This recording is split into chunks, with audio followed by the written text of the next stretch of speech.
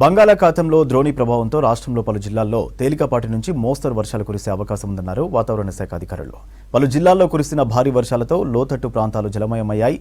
మరికొన్ని చోట్ల చెరువులు, కుంటలు తెగడంతో రోడ్లపై వరద నీరు చేరి రాకపోకలు నిలిచిపోయాయి. భద్రాచలం దగ్గర గోదావరి ప్రవాహం పెరగడంతో రెండవ ప్రమాద హెచ్చరికలు జారీ చేశారు అధికారులు.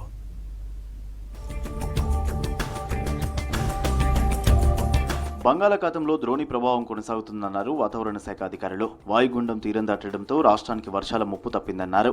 ద్రోణి ప్రభావంతో తేలికపాటి నుంచి మోస్తరు వర్షాలు అక్కడక్కడ కురిసే అవకాశం ఉందని తెలిపారు. ఈసారి రాష్ట్రంలో ఇప్పటికే దాదాపు 46% అధిక వర్షపాతం నమోదైందన్నారు వెదర్ ఆఫీసర్స్.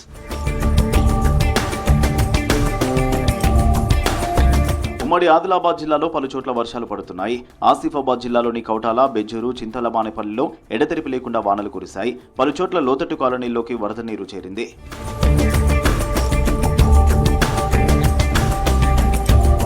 ములుగు జిల్లాను వర్షాలు వదలడం లేదు. గోదావరికి వరద పెరుగుతుండటంతో ముంపు ప్రాంతాల్లో టెన్షన్ వాతావరణం నెలకొంది. వరదతో ఛత్తీస్గఢ్, తెలంగాణ మధ్య రాకపోకలు బంద్ అయ్యాయి. టేకులగూడెం దగ్గర జాతీయ రహదారి NH 163పై గోదావరి వరద నీరు పెద్ద ఎత్తున చేరింది. దీంతో రహదారిని మూసివేశారు. ఛత్తీస్గఢ్ వెళ్లే వాహనదారులు వయా పరకాల, భూపాలపల్లి, మహదేవ్పూర్ మీదుగా వెళ్లాలని సూచిస్తున్నారు పోలీసులు.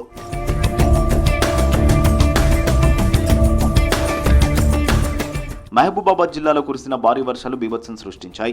గారెల మండలంలో ప్రధాన రహదారి పక్కనే ఉన్న పంట పొలాల్లో కరెంటు స్తంభాలు విరిగిపడ్డాయి. 10 రోజులు గడుస్తున్నా ట్రాన్స్కో అధికారులు పట్టించుకోవడం లేదని చెబుతున్నారు స్థానికులు.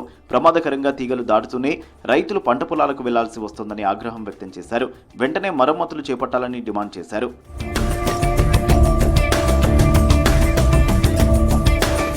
వర్షాలతో ప్రాజెక్టులకు వరద పోటెత్తుతోంది. SRSP ప్రాజెక్టు 9 గేట్లు ఎత్తి దిగువకు 28,000 క్యూసెక్లను కిందికి వదులుతున్నారు అధికారులు.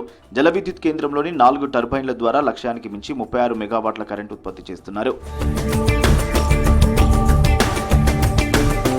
ఎగువన శ్రీశైలం నుంచి నాగార్జున సాగర్ కు భారీగా వరద వస్తుంది. దీంతో డ్యాం 20 గేట్లు ఎత్తి నీటిని వదులుతున్నారు.